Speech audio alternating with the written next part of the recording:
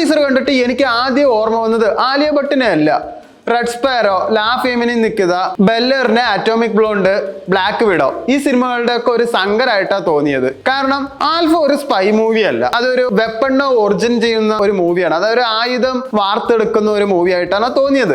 YRFന്റെ spy യൂണിവേഴ്സിൽ സാധാരണ ഒരു മൃഗശാല പോലെയാണ്.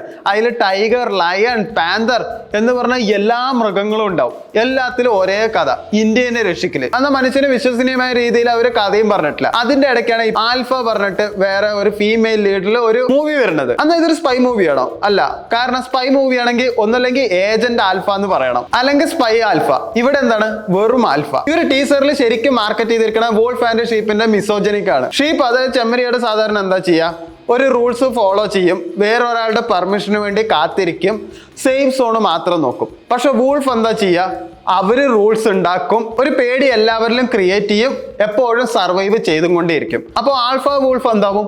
ഒരു പാക്ക്ഡ് ലീഡർ ആവും. ആൽഫ എന്ന സിനിമ ഇവിടെ ഒരു സ്റ്റോറി അല്ല അവര് പറയാൻ ഉദ്ദേശിക്കുന്നത്, ആ ഒരു മൈൻഡ് സെറ്റ് ആണ് ശരിക്കും പറഞ്ഞാൽ പറയാൻ ഉദ്ദേശിക്കുന്നത്. ആരും ഇവിടെ ഒരു ഹീറോയിൻ അല്ല, ഒരു പ്രൊജക്റ്റ് ആണ്.